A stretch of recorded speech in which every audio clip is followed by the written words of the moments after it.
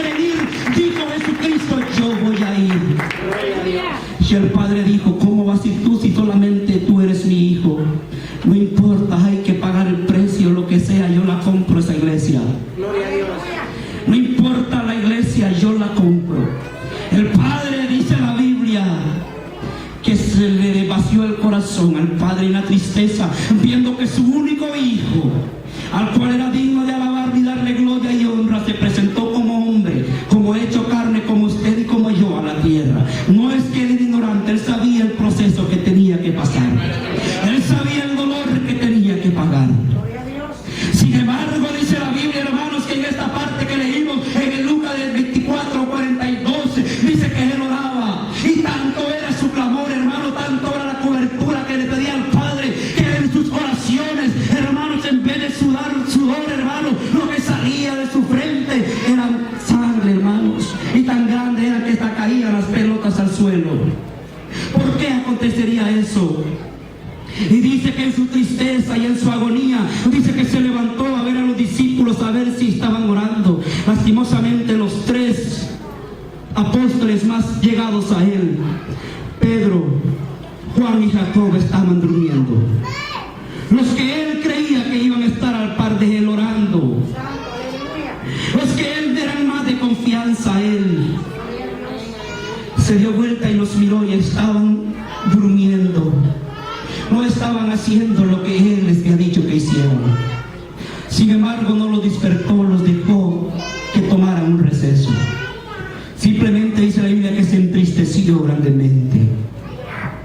Cuando Jesucristo, hermano, fue presentado ante Pilato, hermano, cuando Jesucristo fue llevado al frente, muchos lo acusaban. Entre ellos aquellos hombres y mujeres, hermanos, que tenían o que Dios les había dado una sanidad. De repente, hermanos, aquel hombre como Bartimeo que estaba a la orilla de la calle, gente como él ya estaba ahí acusándolo. Mujeres como aquella del flujo de sangre también de repente por ahí andaban. Aquellos ciegos de repente, hermanos, que le dio sanidad a su vista, ahí ya podían verlo allá arriba. Aquellos mudos eran aquellos mismos que se le abrió la boca para que lo acusaran. Sin embargo, hermanos, el amor de nuestro Señor Jesucristo dice que como manso cordero fue llevado al matadero y de su boca no salió palabra. En cristología se habla, hermanos, que la corona que Jesucristo le pusieron, hermanos, eran las más venenosas, eran de las más grandes y de las más ponzoñosas que podía haber, hermanos, en este desierto. Y resulta como los hombres hebreos o los hombres judíos o israelitas, como usted le llamen, eran hombres robustos, eran hombres grandes.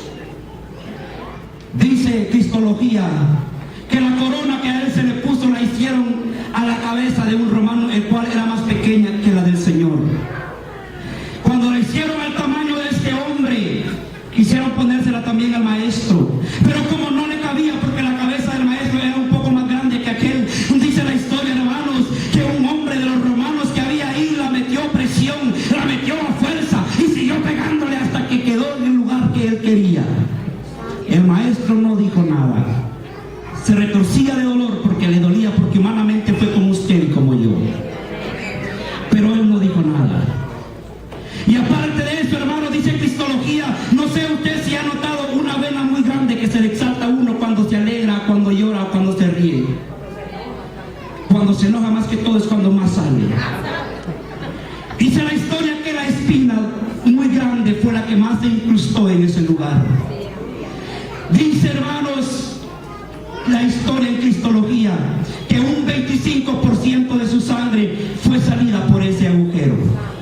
Su herida fue tan grande, hermanos, que cualquiera como usted y como yo, si no tuviéramos el amor del Señor Jesucristo, él hubiera, hermanos, renunciado a tal sacrificio. Pero por amor a usted y a mí, él no dijo nada. Dice la historia que la cruz que él cargó pesaba el doble de su peso. Si Jesucristo, él pesaba, hermanos, 180 libras, aquella cruz pesaba 440 libras. Dice la historia, hermanos, que el vestuario que el Señor andaba era de los más sencillos que podían haber en ese lugar. Sin embargo, a los romanos no les bastó solamente con verlo de esa manera. Quitaron y se burlaron y hasta jugaron involucrado el dinero, burlándose de mi maestro. En cristología se cree que fueron las 30 monedas que Judas pidió por él, fueron las 30 monedas que se apostaron en ese momento. Con amor y con sacrificio el Señor nunca dijo una palabra. Sin embargo, llevando la cruz, hermanos, como Él era, como usted y como yo, ya no pudo más con su cruz. Los romanos lo aligeraban, le apresuraban sus pasos, pero Él nunca dijo no puedo. Uno de ellos se compadeció y llamó a otro hombre que le ayudara. Se le dio un receso, pero resulta que en ese receso, si usted se va a la historia, no fue para descansar. Se cree que Él pidió al Padre ayuda para seguir orando. Se cree que en ese momento que tuvo Él, hermano, de libertad, fue para pedir al Padre un momento para seguir orando. Ahora bien, hermanos, cuando el Señor fue llevado, hermanos, allá arriba del Gólgota, cuando fue llevado allá, hermanos, a aquel lugar llamado Las Calaveras, hermanos, dice la historia en cristología que sus clavos, hermanos, eran casi el gruesor de la mitad de su mano. Fue algo tan terrible. Fue algo, hermanos, incapaz un hombre de poder resistir a tal cosa. La historia habla, hermanos, que un hombre hizo 2 hoyos en la cruz. Como vuelvo y repito, el motivo era porque los hebreos eran muy grandes, eran más grandes que los demás extranjeros, romanos o de todos los que habían en ese lugar. Había un hoyo que la mano del Señor no llegaba hasta ese lugar. Y los romanos, hermanos, manipulados por el enemigo, manipulados por Satanás, le inculcó a aquel hombre en su mente que tenía que quedar el clavo ensartado en el hoyo que él hizo. Aquel hombre, hermano, lleno de furia, lleno de rencor contra el Señor, vio que el brazo del maestro no le alcanzaba hasta ese lugar. Sin embargo, se puso y lo jaló hasta que llegó. Dice cristología que le desmembró un poco su cuerpo. No le quebró ningún hueso, solamente su carne se la estiró hasta el más no poder. Solamente se quejó, pero nunca dijo basta. Solamente pensaba por usted y por mí. La Biblia descarga, hermanos, cuando el Señor dijo Ali, Ali, lama sabatani, ya no aguanto más, no puedo más. No lo dijo porque renunciaba, sino por el dolor que había en su corazón de ver aquella multitud abajo que él mismo le había dado la sanidad, aquel pueblo que él mismo le había dado, hermanos, el poder para poder estar ahí. Lo crucificaron y lo llevaron ahí arriba. Gloria a Dios. Y la pregunta, ante tanto amor como estamos hablando, hermanos, de todos los sacrificios que el Señor pasó, sus golpes, dice que fueron 40 azotes menos uno. Cada uno, hermano, representaba un pecado capitalino: el adulterio, fornicación, hechicería y todos los pecados que tenemos. Cada uno, el golpe del azote del Señor representaba uno de ellos. Sin embargo, hermanos, yo le hago la pregunta a usted: ¿cuál de todos esos golpes cree usted que llevó a la muerte por 3 días al maestro? ¿Cuál de esos cree que le dio la inspiración al Señor a morir? Se cree, hermanos, que no fue ninguno de ellos. Humanamente, ningún golpe, ninguna quebradura, hermanos, no quebradura porque nunca se le quebró ningún hueso, pero se cree, hermanos, que tanto golpe, tanto azote, tanta humillación, hermanos, no fue ninguno de esos que lo llevó a ese lugar de la muerte. Se cree que fue la tristeza de que el mismo pueblo que amó, que el mismo pueblo que le dio la redención, lo mirara en esas condiciones y no hiciera nada. Solamente mujeres pegadas al pie de la cruz lloraban. Solamente mujeres estaban ahí. ¿A dónde estaban los 12 discípulos? ¿A dónde estaban los 70 discípulos? ¿A dónde estaban los discípulos de Juan? Gloria a Dios. Mi alma alaba a Jehová. Ahora vamos a entrar a la iglesia. Gloria a Dios.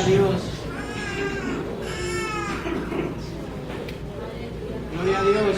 Si hay algo, hermanos, que la iglesia está padeciendo demasiado, hermano, esto se trata del amor que Jesucristo representó un día en la cruz del Calvario. Aleluya. A veces, hermanos, estamos hablando, hermanos, que queremos que Dios nos use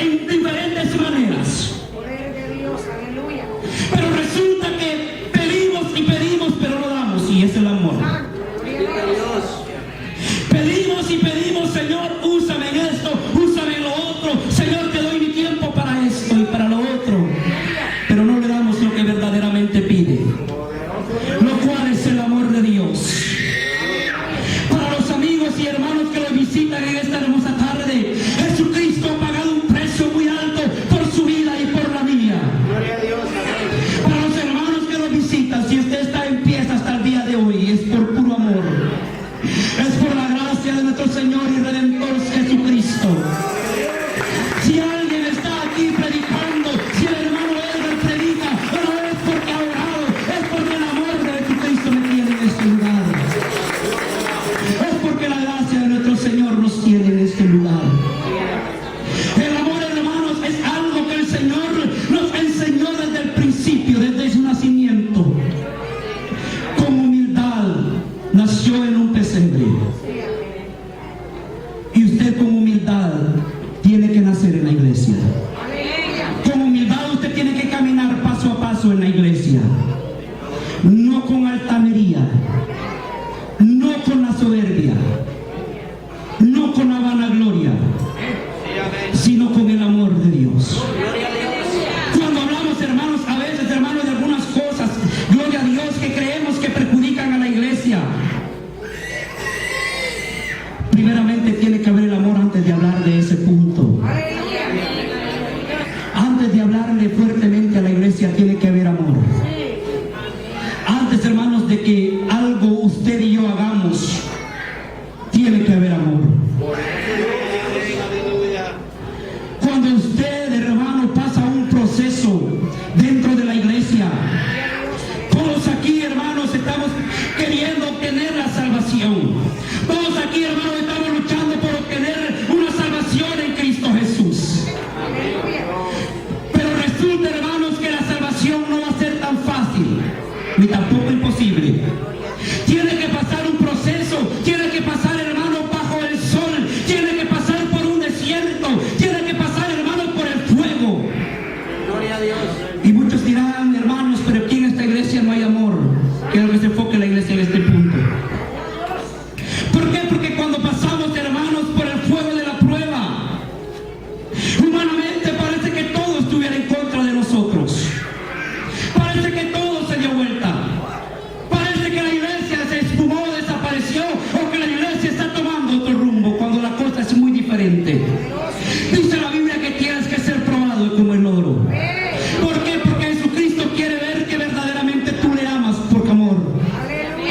La Biblia, hermanos, habla de muchas cosas, pero no solamente se ama al Señor cuando se está teniendo el privilegio, no solamente se ama al Señor cuando usted tiene un cargo, tiene que amarle en medio de la prueba, en medio de las dificultades.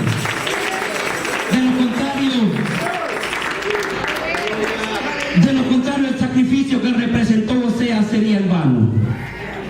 De lo contrario, el sacrificio que el Señor Jesucristo padeció también vendría a ser en vano.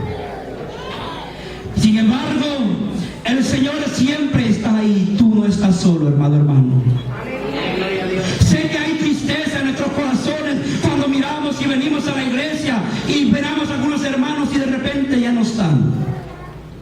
Siempre entra, hermanos, en nosotros la incógnita que por qué se fue. ¿Cuáles fueron los motivos y las razones por cuales ellos se fueron?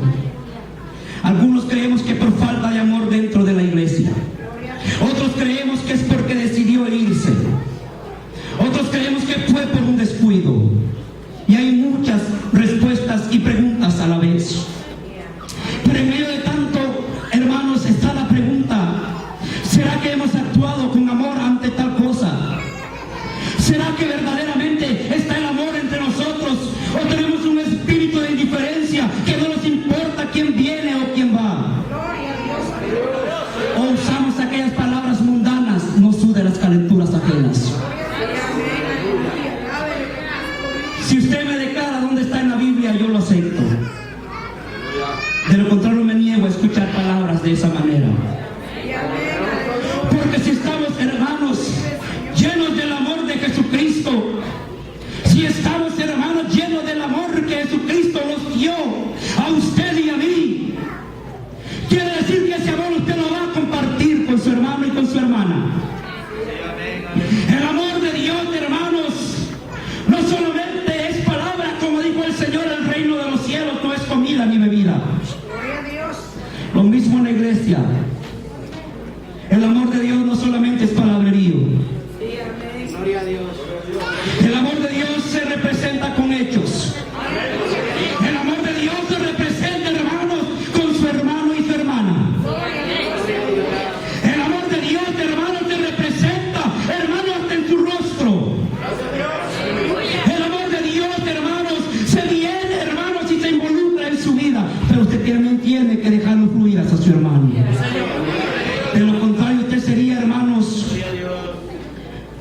alguien, ¿cómo se le dice a esa persona que todo solamente para uno y para uno y para uno?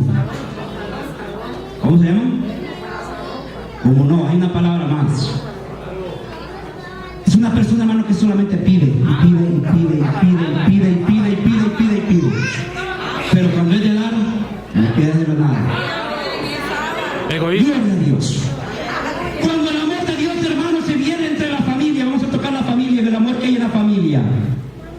Cuando nosotros representamos, hermano, el amor dentro de la familia, vamos a hablar del matrimonio. El amor de Dios, hermanos, tiene que estar dentro del matrimonio primeramente. ¿Por qué digo que el amor tiene que estar dentro del matrimonio o dentro de la familia? Porque Dios habla, hermano, que si un juicio tiene que empezar primeramente por la casa. Algunos creemos que es en la iglesia, pero verdaderamente es en la casa. Cuando el amor de Dios, hermano, se representa dentro de la familia, un hombre o una mujer de Dios, los hombres, amén. Cuando un hombre, hermanos, comete una falta, por lo general nosotros somos los que más cometemos faltas dentro de la familia. Cuando un hombre de Dios comete una falta, de repente su esposa está, hermanos, con el amor de Dios en ese momento, con toda la paciencia de Dios en su vida. Pero usted viene y porque el café está helado, usted viene y con su arrogancia empieza a gritarle a aquella mujer. Empieza a renegar porque el café le faltaba azúcar o porque está helado. Daña el sentimiento de aquella mujer y no somos capaces de reconocer el amor de Dios en nosotros y no pedimos disculpa. Y miramos a la mujer llorando a aquella esquina y la vamos con lo mismo. Y empezamos a usar, hermanos, lenguajes como antes lo hacíamos.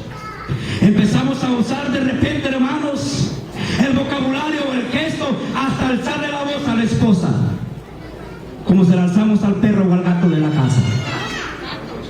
Y empezamos, hermanos, a usar un vocabulario enfermo en el pecado.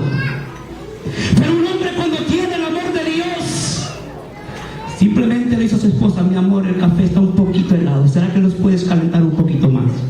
O permíteme, yo lo voy a hacer. ¿Dónde está el azúcar? Porque yo ni eso sé dónde está la cocina. Un hombre, hermanos, cuando tiene el temor y el amor de Dios, hermano, es capaz de pedirle perdón, aún siendo él el causante del problema. Un hombre de Dios, hermanos, cuando tiene el amor de Dios, aunque la esposa la que empiece a gritar, él trata como bajar los humos de ese hogar. Un hombre de Dios, hermanos, trata, aún quiero que tenga una mente sana para esto que voy a decir, aún en la intimidad, usted tiene respeto para su esposa. Aún, hermanos, en la intimidad, aún, hermanos, en oculto, allá en su cuarto cuando nadie lo ve. Porque de repente en la iglesia, hermanos, queremos actuar con nuestra esposa como que todo va bien, como que todo está a la perfección, pero llegando a nuestros hogares, cada quien por su esquina. Hay una diferencia, hermanos, y ahí no existe el amor de Dios. Aquel sufrimiento que el Señor Jesucristo, hermanos, tuvo en la cruz del Calvario, nuevamente lo estamos reviviendo, nuevamente lo estamos crucificando. Porque ese no es el amor de Dios. Se trata, hermanos, que cuando usted y yo tenemos el amor del Señor, usted con amor y con fe y con mansedumbre, usted trata de añadir, usted trata de cuidar, hermanos, nuevamente al Maestro. Pero cuando usted se pone renuente con su esposa o con sus hijos, nuevamente vuelve a crucificar al Maestro, nuevamente lo vuelve a clavar, nuevamente se está portando como aquella prostituta que volvió a donde le gustaba el pecado. Pero cuando hay hombres, hermanos, que pacientemente esperan en el Señor un cambio de su esposa, y usted decide, hermano, usted dice así porque no conoce a mi esposa. Usted dice, hermano, usted habla bonito porque usted no conoce a mi esposa, la que tengo en casa. Pero un hombre cuando tiene el amor de Dios es paciente y espera en el cambio, hermanos, espiritual y radical y mental y físico de aquella persona. Cuando un hombre está, hermanos, enfocados en el poder y en el amor de Dios, pacientemente espera en Jehová. No trata de cambiarlo a su propia manera.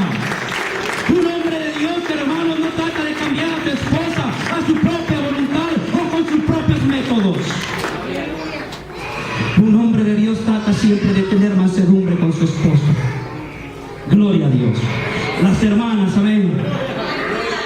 Una mujer de Dios, hermanos, cuando se llena del poder, cuando se llena, hermanos, de la unción de Dios. Una mujer, hermanos, cuando reconoce el sacrificio dado en la cruz del Calvario. Esa mujer,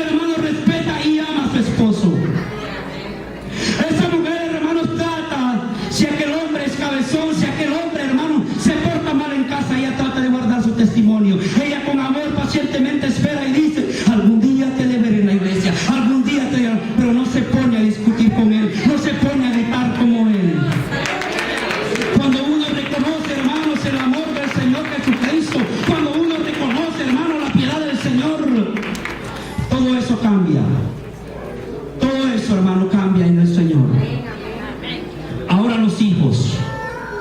Cuando un joven viene y el padre lo amonesta por tal cosa, y aquel joven empieza a gritarle, y aquel joven empieza a murmurarle, y aquel joven empieza, hermanos, a decirle cosas que por qué te metes en mi vida, es que tú estás vieja, tú no me entiendes.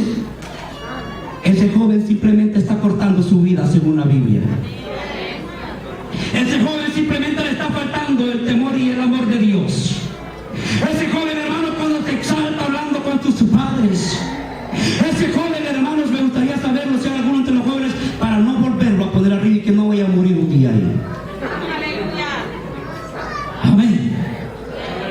La Biblia, hermanos, el amor de Dios, hermanos, no solamente se trata de cantar el corito en la iglesia. No solamente se trata, hermano, de ejecutar algunas cosas que tenemos, que a veces lo hacemos hasta por costumbre y no por amor. El amor de Dios, hermano, se trata que cuando usted viene, hermano, y usted toca el piano, usted no está involucrado solamente en el privilegio por tocarlo, no solamente porque le gusta, usted lo hace porque tiene el amor de Dios. Usted lo hace porque le ha nacido, porque quiere adorar a Dios, porque usted está sujeto, porque usted está calzo, porque usted teme a Dios. Y usted dice: Señor, el sacrificio que tú hiciste no lo puedo pagar, pero yo te voy a adorar. Yo te voy a presentar mi corazón a ti. El amor de Dios, hermano, se trata de muchas cosas. Gloria a Dios, póngase de pie. Siento en mi corazón, hermanos, que hay que orar y pedirle amor al Señor. Gloria a Dios. Cierre sus ojos. Si hay alguien, hermanos, dentro de la iglesia que cree que necesitamos más amor del que ya hay, puede pasar al frente. El Señor Jesucristo tiene en abundancia para darlo. Él ya pagó el precio por su pecado. Si usted ha hecho un pecado ayer o hoy que lo está agobiando, si usted hizo un pecado, hermanos, en el cual se siente acosado o acosada, puede pasar al frente. Aún las puertas de la salvación y el perdón están abiertos. Y así oramos al Padre. Amado Jesús, yo te pido, Señor, en este momento, que tú te metas, Señor eterno, en el corazón de la iglesia. Hablar del inmenso amor que tú tienes, Señor eterno, hasta las palabras se me cortan, Jesús. El amor que tú tuviste o que tienes, Dios amado, es tan grande, Señor, que hasta temor de hablar de él, ya que somos faltistas, oh Dios. Gracias, Señor amado, por el amor hacia la iglesia, Jesús. Gracias, Señor, por el amor que tú tienes, Dios eterno, para con los amigos. Aleluya. Y así pido, oh Dios amado, si hay algún amigo o alguien que quiere aceptar al Señor Jesucristo,